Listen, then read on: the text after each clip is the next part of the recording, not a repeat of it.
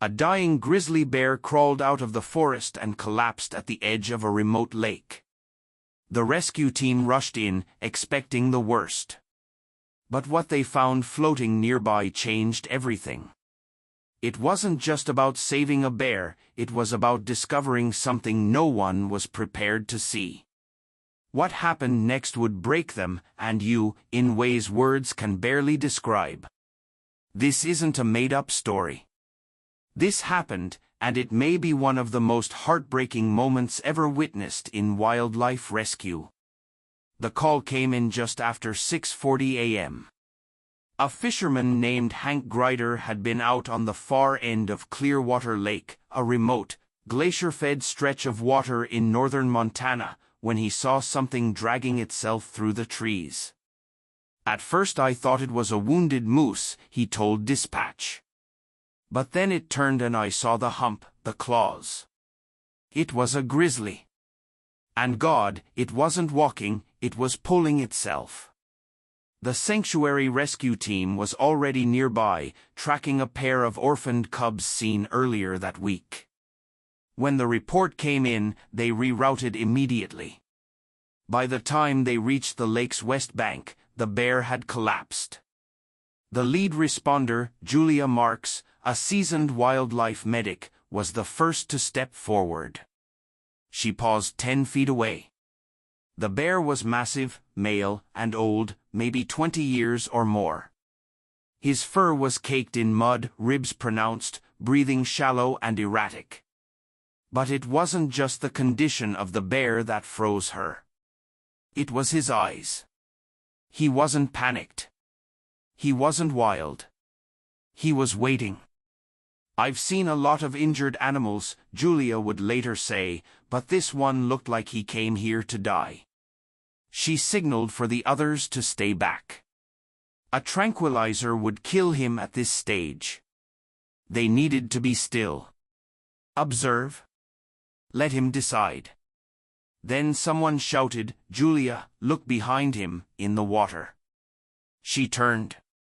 Floating just offshore, half submerged in the shallows, was something pale, bloated, still. A body. Not human. Another bear, smaller, younger. Dead.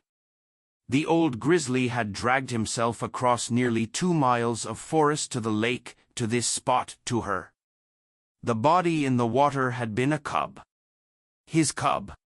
Julia dropped to her knees. No one spoke. One responder sobbed. The old bear raised his head slightly at the sound, then laid it down again on the sand. The wind shifted. Pine needles rustled. And the lake, cold and silver in the morning light, reflected a truth no one had prepared for. He had brought his cub here not to abandon it, but to say goodbye. The team moved slowly, forming a perimeter. No sirens. No voices. Just presence, the same kind the old bear had shown. Julia knelt closer, speaking barely above a whisper, "We're not here to hurt you." She didn't know if he understood, but the bear didn't move. Didn't growl. Just stayed. And for the first time in her entire career, Julia placed a hand, bare and trembling, on the shoulder of a wild grizzly. His fur was cold. His breath was shallow. But he didn't flinch. Behind her, 2 responders waded into the lake with a rescue sling. One gently cradled the body of the cub. They placed it on the sand. The old bear lifted his head again, slowly, painfully. He saw. And then, without sound or struggle, he closed his eyes and let go. The sun broke through the trees in faint strands, warming the sand along the lake's edge. The old grizzly lay still beside his cub. And the silence that followed his final breath hung over the rescue team like fog. No one spoke for a long time. Julia remained on her knees, her hands still resting gently on his fur. It didn't seem right to move. Not yet. There was a strange sacredness in the scene, as if the forest itself was holding its breath. The two responders who had pulled the cub from the water stood together nearby, eyes red, arms crossed tightly across their chests. One of them, Matteo, finally whispered, "He brought his baby here to say goodbye. That's something I'll never unsee." Julia rose slowly, knees aching, voice trembling. "We treat this like a ceremony. Not a cleanup. They brought blankets from the truck, not to cover the bodies, but to carry them. With slow, deliberate care, they wrapped the cub first. Then the father. Side by side, they were lifted onto a reinforced stretcher and moved toward the transport vehicle. Julia walked behind them. She had seen death before. But this was different. This wasn't a rescue gone wrong. It wasn't an accident. It was intention. The old bear had chosen this place. This moment. This final act. Back at the sanctuary, the staff cleared an area near the north ridge, a small, peaceful plot bordered by birch trees. A natural resting place. They dug with their hands where the machines couldn't reach. As the bodies were lowered, Julia placed her hand on the edge of the blanket and said softly, "He wanted someone to witness. Not to intervene. Just to witness."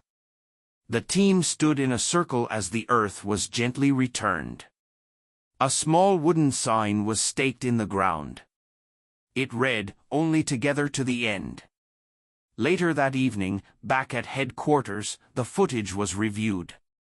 Multiple angles from drones and stationary cams had captured the moment the bear arrived at the lake's edge, dragging himself inch by inch. No one ordered the videos to be deleted. But no one shared them either. The story spread anyway, not through viral posts, but through whispers. Through campfire retellings. Through the eyes of every rescuer who had been there. Matteo, once known for being stoic and unreadable, left a single note on the sanctuary's whiteboard the next day. Sometimes nature doesn't ask us to save it. Sometimes it just asks us to stay. Julia began keeping a journal again. Her first entry read, "He didn't come to us for help. He came to us to make sure he wasn't alone." And so the bear, whose name they never knew, became a symbol within the sanctuary. Not of tragedy, but of love. Of choice. Of the quiet strength it takes to carry grief across a forest and lay it gently at the edge of a lake. 3 days after the burial, the sanctuary was quiet again. The team resumed daily routines, feeding, observation, habitat repairs. But no one quite felt the same. Julia, however, hadn't stopped thinking about the old bear. She sat alone in the surveillance room one morning, replaying footage from the drone that had captured the approach to the lake. She zoomed in, frame by frame, watching the grizzly drag his battered body over root and stone. He paused often, sometimes resting, sometimes looking back. That's what caught her eye. At timestamp 03:14:2, he turned his head over his shoulder, not just a glance, but a prolonged stare into the trees. She rewound. Played it again. He looked back. Stared.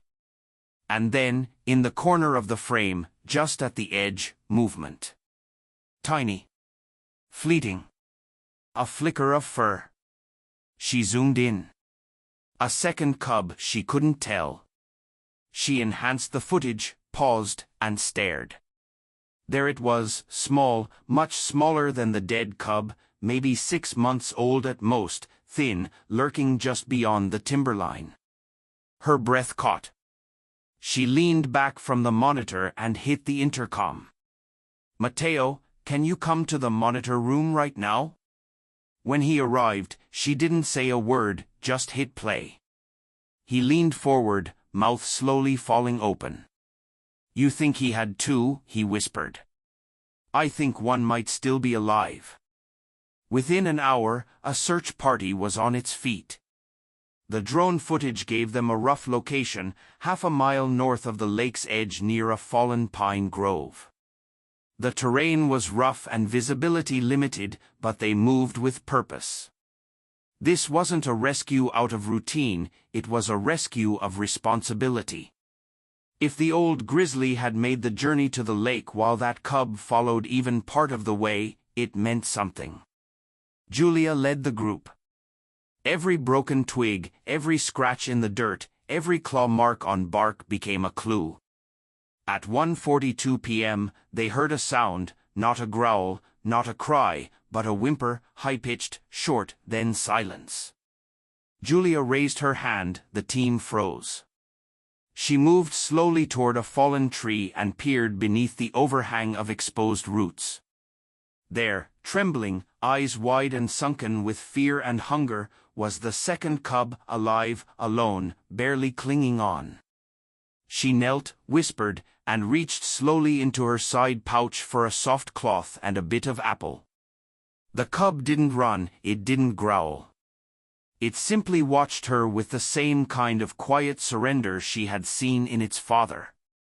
"I've got you," she said softly. The cub took a step and collapsed. Back at the sanctuary, the medical team worked quickly, fluids, warmth, monitoring. The cub was malnourished, dehydrated, and infected with parasites, but it was alive. Now it had a name. They called him Echo because he was the last echo of the bear who came before him, the bear who brought his first cub to the lake and maybe sent his second toward hope. Echo didn't make a sound for the first 5 days. He ate little and slept even less. The sanctuary's medical team kept him under close watch in a quiet recovery enclosure just beyond the visitor trails. Lights were kept low, noise was minimal, and only a few trusted handlers were allowed near him. Every time Julia visited, she found him curled tightly into himself, small body tucked into a corner, ears flat, eyes half shut but never fully resting. "He's waiting," Matteo said during a late shift. "For someone who isn't coming," Julia nodded. He saw what happened, maybe not all of it, but enough. The trauma in Echo's body ran deeper than wounds or infection.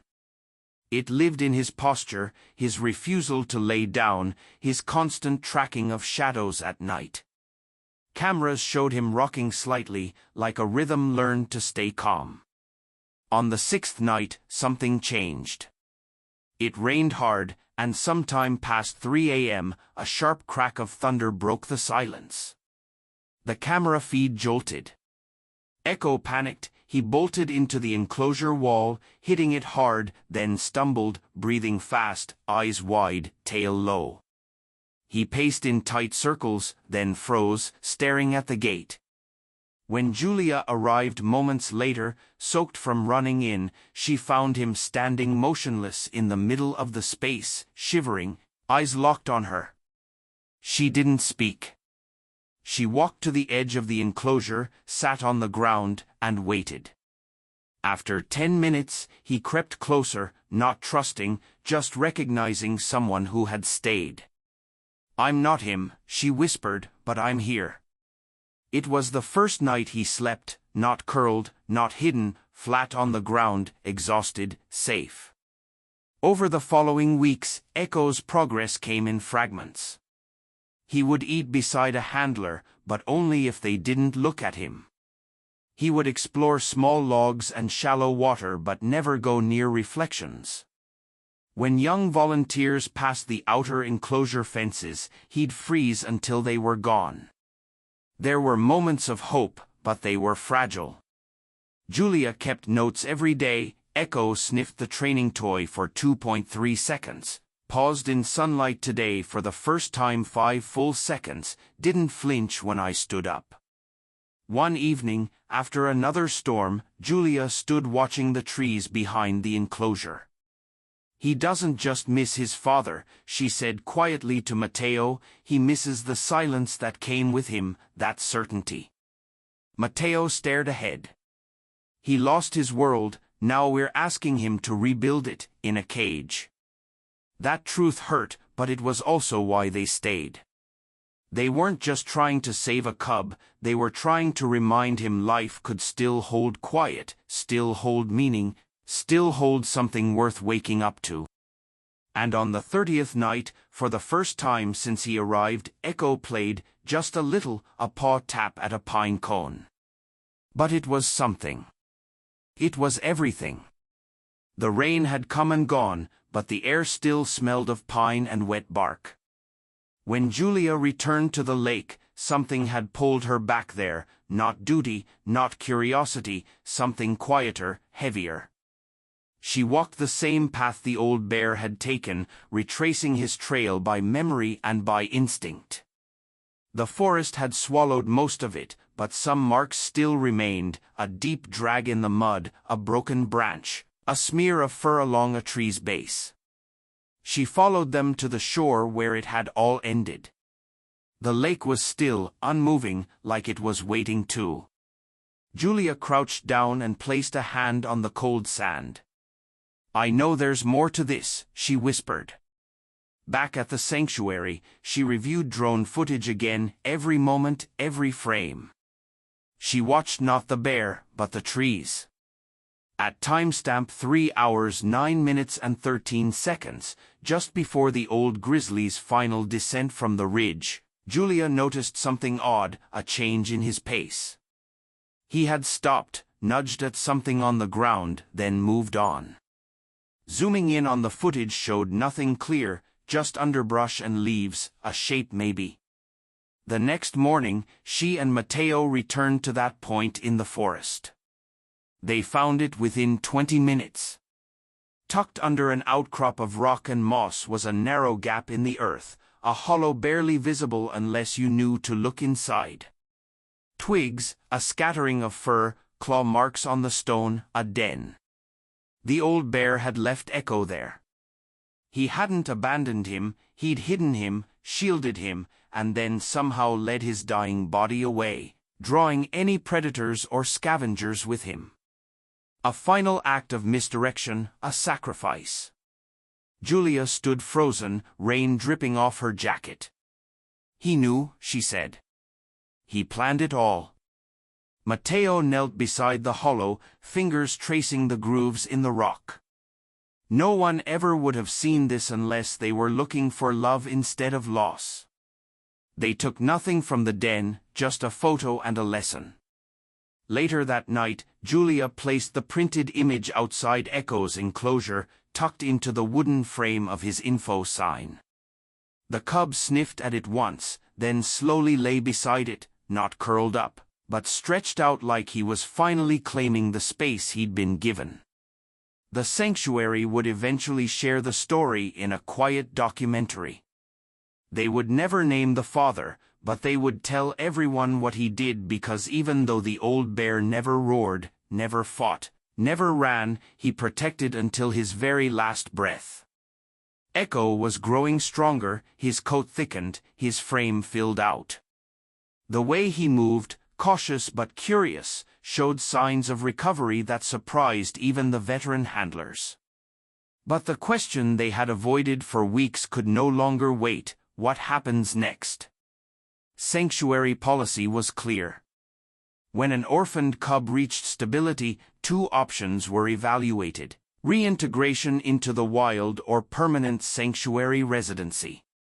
But Echo wasn't a typical cub, and this wasn't a typical case. Julia sat at the center table with the review board.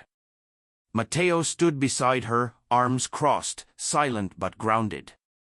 Behind them, a screen showed footage from the lake, from the den, from the early nights of Echo's trembling sleep. "He's made progress," Julia said, "but he hasn't made peace." One of the senior biologists, Dr. Lennox, tapped a pen against her notes. "We've seen worse adjusted. There's a rehabilitation site in Wyoming, low human contact, wide forest access." Matteo finally spoke. "He doesn't need wilderness. He needs closure." Lennox raised a brow. "Are you saying we raise him like a pet?" No, Julia answered firmly. I'm saying we don't sentence him to disappear alone just because it checks a policy box. The room quieted.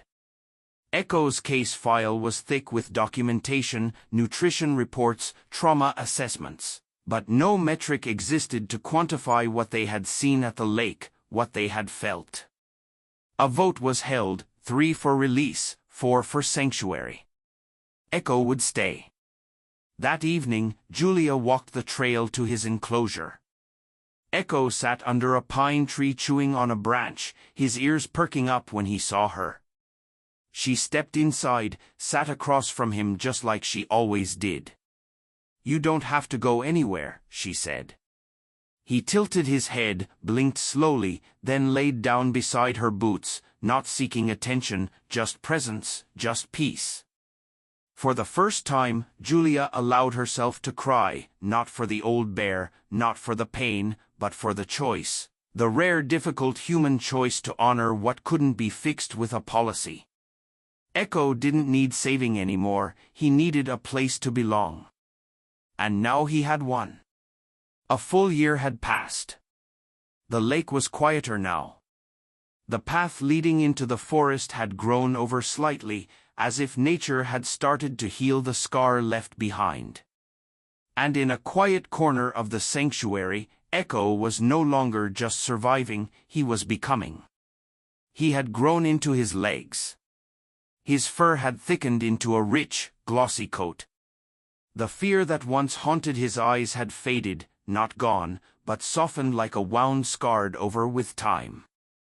He had space now, real space. His own section of land within the sanctuary tailored to resemble the wild he had never quite known, a babbling creek, thick groves of pine, tall grasses that danced in the wind.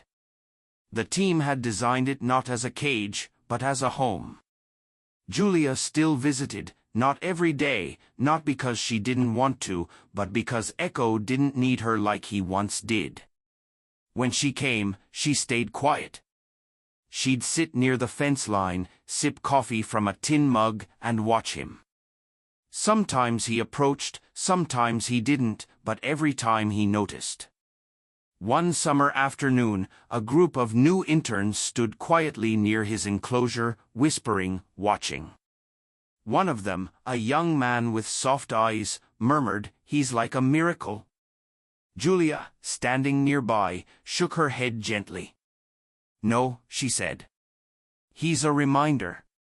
"A reminder of what?" the intern asked. She smiled, eyes fixed on the bear patting through the grass. "That love doesn't always look like rescue. Sometimes it looks like staying." That year, they placed a small wooden sign by Echo's space. It bore a photo of the old Grizzly lying at the lake's edge, and in the background, floating quietly in the shallows, the cub, tiny, still barely noticed. Beneath the photo, the words were carved, "He didn't come for help. He came to make sure someone stayed." Visitors stopped there more than anywhere else in the sanctuary. Some read in silence. Some cried. Some left wildflowers near the fence post. Children asked questions their parents couldn't always answer. And Echo? He lived on. He played. He swam. He learned to climb. And when it rained, he didn't cower anymore. But sometimes, when the sky was overcast and the breeze carried the scent of wet pine, he would pause, raise his nose, close his eyes, and just listen. No one knew what he remembered in those moments. Maybe the sound of his father's footsteps. Maybe the cold lake water against his fur. Maybe nothing at all. But those who had been there, who had watched that old bear drag himself to the water's edge and lie down beside a floating cub, they knew what Echo represented. Not just survival, not just trauma, but continuity, the invisible thread that runs between grief and healing, between loss and the will to go on, between what we carry and what we leave behind. He wasn't a miracle. He was a legacy. And every day that he woke, stretched, and stepped into the morning light, that legacy continued. If this story touched your heart, don't let it stop here. Subscribe to the channel, leave a like, and share this video with someone who believes in second chances, for animals, for people, for anyone who's ever had to carry on after loss. Because love doesn't always roar. Sometimes it just stays.